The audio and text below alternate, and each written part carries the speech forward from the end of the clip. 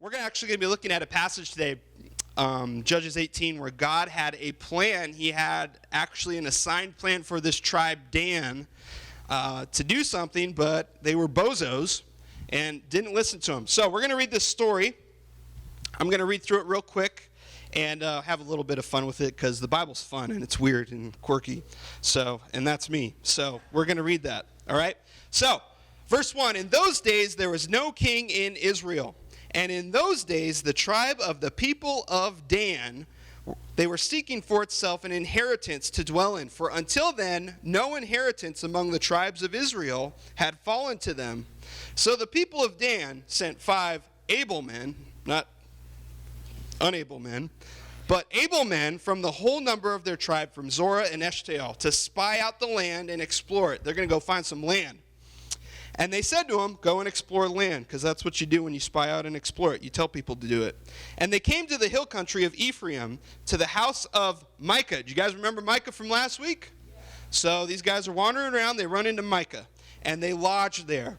Now, while they were at the house of Micah, they recognized the voice of the young Levite. Remember the priest for hire last week? Remember the guy that Micah hired to be his priest? They hear his voice. They recognize it. And they turned aside and said to him, who brought you here? What are you doing in this place? And what is your business? And he said to them, this is how Micah dealt with me. He has hired me, and I have become his priest. Remember Micah kicked his son out of the job, right? Kicked his son out of the job, replaced it with him. And they said to him, inquire of God, please, since you're a priest and all, that we may know whether the journey on which we are setting out will succeed. And the priest said to them, now, by the way, does it say, and he prayed to God and asked? It just says, and the priest said to them, go in peace, the journey is under the eye of the Lord. Okay, that's all he says. And the 5 men, that's good enough for them. They depart, and they came to Laish, and they said to the people and they saw the people who were there. So they go, they're traveling, and they run into Micah, and then they keep going on their journey, and they go up to this area of Ephraim that they're exploring. They go into this town called Laish. And what they saw was this. They lived in security after the manner of the Sidonians, quiet and unsuspecting. It's kind of like Shiloh, if you guys have been up there before. Shiloh's like quiet and unsuspecting, right? It's beautiful, right? Lacking nothing that is in the earth and possessing wealth. Maybe not Shiloh, but depending on how you look at wealth, right? And how far from the Sidonians had no dealings with anyone. So this is in the middle of nowhere, this place. And when they came to their brothers at Zorah and Eshtaol, so they go back to their tribe, their brothers said to them, what do you report? They said, arise, let's go up against them. For we have seen the land, and behold, it is very good. And will you do nothing? So kind of like a little dig, like a little challenge right there. Will you do nothing? Do not be slow to go to enter in and possess the land. As soon as you go, you will come to an unsuspecting people. Easy money, right? Easy money. The land is spacious, for God has given it into your hands. And by the way, where they're getting that from? Where they're getting that? God has given it into your hands. Who's holding that? Mr. Priest. Thank you. All right? A place where there is no lack of anything that is on the earth. So here's what they do. Here's what Dan does. 600 men of the tribe of Dan, armed with weapons of war, set from Zorah and Eshtaol, and went up and encamped at that place, I'm not going to say it, in Judah. On this account, that place is called blah, blah, blah. To this day, behold, it is west of that place. And they passed from there to the hill country of Ephraim, and they came to the house of Micah. So they're same thing. They're going back up towards Ephraim, and they run into Micah again. When the 5 men who had gone to scout out the country of Laish said to their brothers, did you know that in these houses, Micah's house, there's an ephod, household gods, a carved image, and a metal image? You guys remember this from last week? This is what Micah had in his house. Now, therefore, consider what you will do. And they turned aside there and came to the house of the young Levite at the home of Micah and asked him about his welfare. Now the 600 men of Dan, armed with their weapons, stood by the entrance of the gate. And the 5 men who had gone out to scout out the land went up and entered and took the carved image, the ephod, the household gods, and the metal image, while the priest stood by the entrance of the gate with 600 men armed with weapons of war. So what do the guys do? What do they do? They take all his stuff. They take Micah's stuff. The stuff that he had, the gods that he made last week, these guys just take it. And when they went into Micah's house and they took the carved image, the ephod, the household gods, and the metal image, the priest said to them, "What are you doing?" And they said to him, "Keep quiet." That's Bible for shut up. "Put your hand on your mouth and come with us to be a father and a priest." Does this sound familiar? This guy's all over the place. This poor guy's just like got a leash on him. Hey, be my father and priest. Here's their logic. It's better for you to be the priest to the house of one man or to be a priest for a tribe and a clan in Israel, right? Do you want to be a priest over one person or do you want to be a priest over a ton of people? You choose. Well, he didn't actually have a choice. The priest's heart was glad because he's a sucker. He took the ephod and the household gods and the carved image and went along with the people. He doesn't care. He's just coming along. So they turned and departed, putting the little ones and the livestock and the goods in front of them. And when they'd gone a distance from the house of Micah, the men who were near Micah's house were called out. So Micah's guys hear about this. They come out, and they overtook the people of Dan because they took their stuff. And they shouted to the people of Dan, who turned around and said to Micah, "What is the matter with you, that you come with such a company?" And he said, "You take my gods that I made." Don't miss that. "You take my gods that I made," okay, whatever, "and the priest, and go away. And what have I left?" He then said to me, "What is the matter with you?" And the people of Dan said to him, "Do not let your voice be heard among us, lest angry fellows fall upon you." That's Bible for beat you up. "And you lose your life with the lives of your household." Then the people of Dan went their way. They kept going. They didn't care. And when Micah saw that they were too strong for them, he turned and went back to his home. So he's watching these guys leave, and he's just like, no chance. But the people of Dan took what Micah had made and the priest who belonged to him, and they came to Laish, they came to Ephraim, that area that those guys had scouted out, to a people quiet and unsuspecting. And they struck them with the edge of the sword and burned the city with fire. And there was no deliverer because it was far from Sidon, and they had no dealings with anyone. So this little dinky town in the middle of nowhere with quiet, unsuspecting people got destroyed. It was in the valley that belongs to Beth Rehob. And when they rebuilt the city, they lived in it. And they named the city Dan, because if you're a Dananite, if you are the tribe of Dan, you don't have any options. That's what you name your cities. And the people of Dan, verse 30, set up for themselves carved images. And Jonathan, the son of Gershom, the son of Moses, and his sons were priests. This is the priest that we're finally told his name, by the way. Jonathan the priest, that's his name. Was with the tribe of Dan until the day of the captivity of the land. So they set up Micah's carved image that he had made as long as the house of God was at Shiloh. Man, what a story. All right, we're going to look at this. This is crazy all over the place. So, don't miss it. Verse 18, what's the very first verse? What does it say? What does the very first say, verse for chapter 18? No king. All right? In those days, there was no king in Israel. Now, if you can look at the following verses that we just read, could you tell there's no king? Who's the enforcer? There's no one enforcing this, right? So this is why Judges keeps emphasizing there's no king, because when you have no king, you have complete what? Chaos, anarchy, whatever you want to call that. And we're seeing that with Israel, right? There's no leadership, so there's no rules, okay? And it says, in those days, the tribe of the people of Dan were seeking for itself an inheritance to dwell in. For until then, no inheritance had fallen to them. What does that mean? Do you guys remember Joshua? So Joshua way back when. Joshua, Judges, right? So book before. Joshua's the first one to go into the promised land. Because remember, Moses was dumb. He messed up. He couldn't go in. He couldn't go into the promised land. So God waited for everyone to die off, except Joshua was the guy to go in, and he was to conquer the land. So Joshua comes in, he crosses the Jordan, and God says to all the different tribes, all the different families of Israel, he says, hey, you're going to live here, you're going to live here, you're going to live here, you're going to live here, you're going to live here, you're going to live here. Do you think the tribe of Dan was on that list of where they were supposed to live? Or did God forget them, where he's like, oh yeah, sorry, Dan, forgot about you guys. I didn't give you a land to live in. Do you think the tribe of Dan had a place God told them they needed to live in? Yes. They had a place that God said, you're going to live here. Now notice what it says. They were seeking an inheritance. What does that tell you about the tribe of Dan?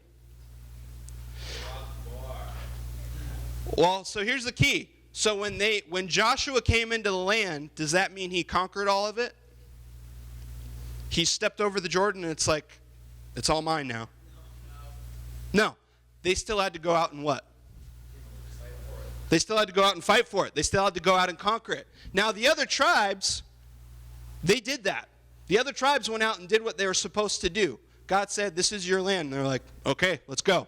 And they destroyed people and they took over it. Tribe of Dan, they're supposed to go out. What do?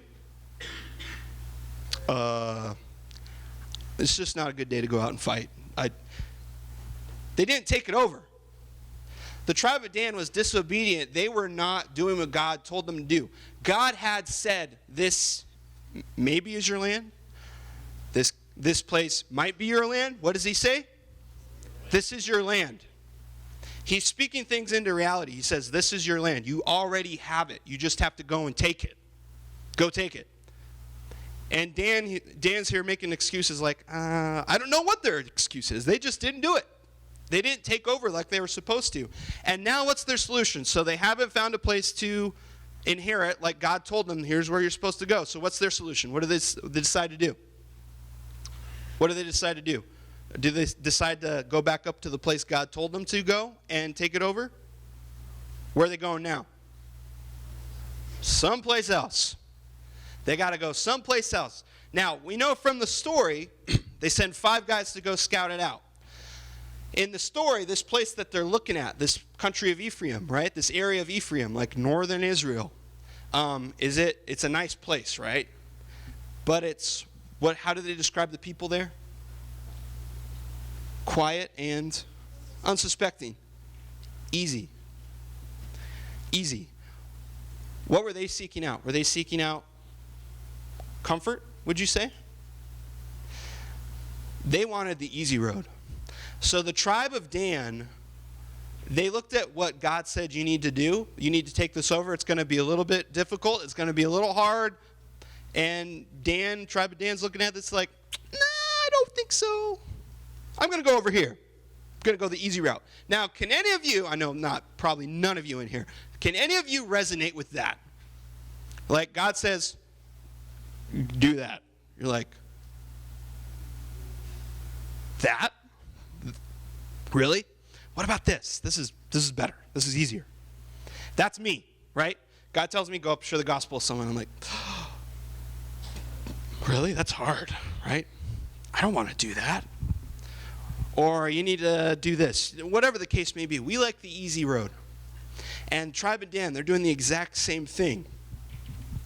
They are not being obedient with this whole thing. So I find it ironic when they ask the priest in verse 6, when they ask the priest in verses 5 and 6, and they say, can you ask if God's going to let us succeed in this venture? And what does the priest say? Sure, yeah. Can anyone see anything wrong with that? What has God already told them? Go here, you bozos. Go up here. This is where you're supposed to go. And they're like, hey, can you ask God if we can go here? Has God already spoken? Yeah. You. Yeah, you. No. Are we the same? All right, high school. I'll keep doing this. I'm going to keep doing this because I see it all the time. Oh, Trevor, I love him. That's great. I'm glad you love him. All right? Does he believe in Jesus? I didn't ask him. What? I don't know. First question you should ask any guy, any girl, are you serious about Jesus? Right? If you're serious about me, you better be serious about Jesus. The first thing. And what you see time and time, what I see unfortunately time and time again is Christians who say, I'm going to date this person. I know they're not a believer. That's like the Israelites saying, the tribe of Dan saying, hey, I know you said you need to go up here. We need to go up here, but that's hard. That's really hard, okay? This is easier, right? Likewise, you told me to not be married, not to date non-believers. That's hard, right? Tell that to a kid living in Shola with a bunch of Mormon girls around, right? That's hard, right? There's Mormon chicks everywhere. To date. There's not a lot of Christian ladies up in Sholo. It's hard. Now, if I just dated anyone, that's a little better, right? I like that. Just whoever comes my way. Easier is not better. Especially when God said, this is what you already need to be doing. When you're walking in complete disobedience, this priest, I don't see any indication that this priest is actually under the supervision of God. Do you? Do you guys see any? Just, he has the name priest, right? Does that mean anything? And he's a Levite. Woo! Okay. There's no indication, though, in this passage that this priest, that this Levite actually is giving them what God tells them to do. So, here's another thing it teaches us about the tribe of Dan. When you believe in Jesus, what happens? You're born into God's family. Let's do this. Go to Philippians 3.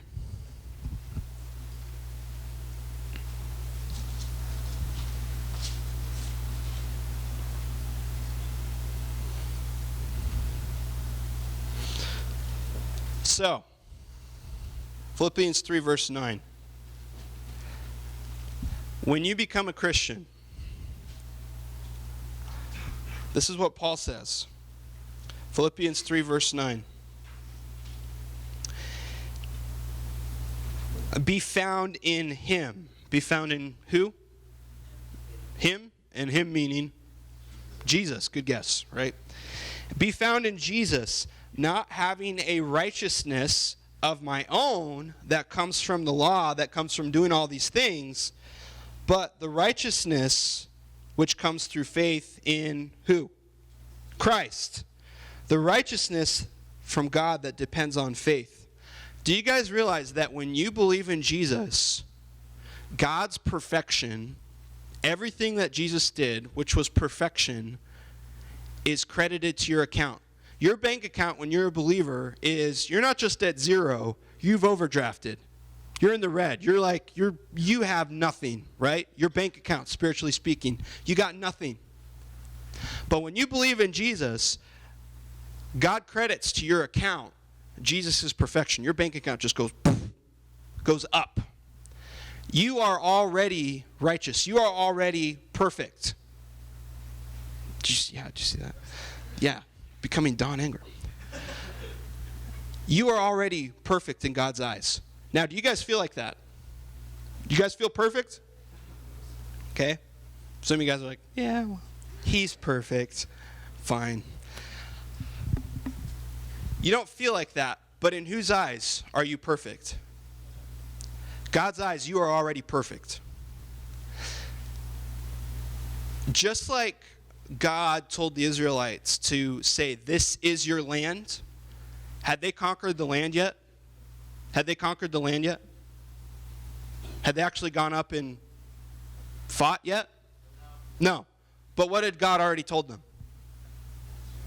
He said, it's yours. This is yours. God's already told you as a Christian, he says, you know what? Completely perfect, spotless, sinless. It's already yours.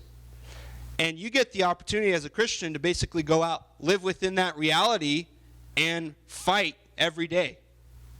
Like you've already won. And I wonder how many Christians would be doing better in their walks with the Lord if they actually viewed that they'd already won. Some of you in here as Christians, you feel like you've lost. Right? You messed up this past week. You did something stupid, right? Which none of you guys did that, right? Okay. Well, let's say I did something stupid this past week, right? When we get in those moments of, I sinned, I did this thing, I did that thing, we think, that's it, I lost.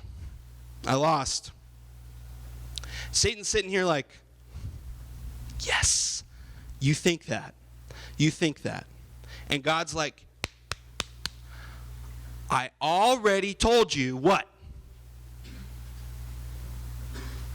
Satan's lost. Death is lost. You are perfect. Live like it. Live in that reality. Tribe of Dan, that land's yours. Is that going to be easy? No. But it's yours. Go take it. Christian, live a holy life. You are already pure. You're already perfect. Live like it. Is that easy? No. But that's who you are. Live in that reality. Live in that reality. See what God can do. So, skipping down. So, the tribe of Dan, they end up going towards this land of Ephraim. They're taking the easy way out. They run into Micah. Now, something that we didn't talk about last week, I want us to look at verse 14 real quick. It says, Then the 5 men who had gone out to scout out the country of Laish said to their brothers, Did you know that in these houses, Micah's house, there's an ephod, household gods, carved images, and a metal image? Do you guys know, anyone know what an ephod is, other than a really weird name? Anyone got an ephod here? No? What's an ephod? Yes. Yes, okay, thank you, Owen. All right, so an ephod was like a ceremonial cloak. It was like a ceremonial garb that a priest would wear. Okay?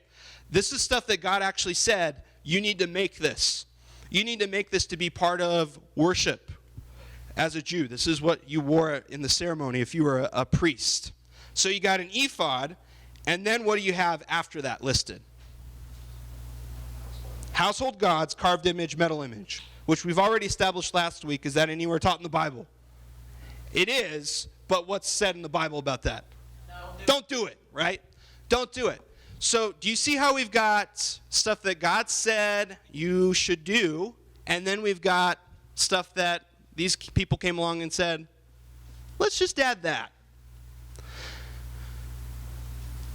Same thing. Is there any difference nowadays where, how many of you guys like the buffet Jesus? The buffet God, where you're like going down the line and you're just like, I'll have me some love. Yes, I like that. God's a God of love. I like that, right?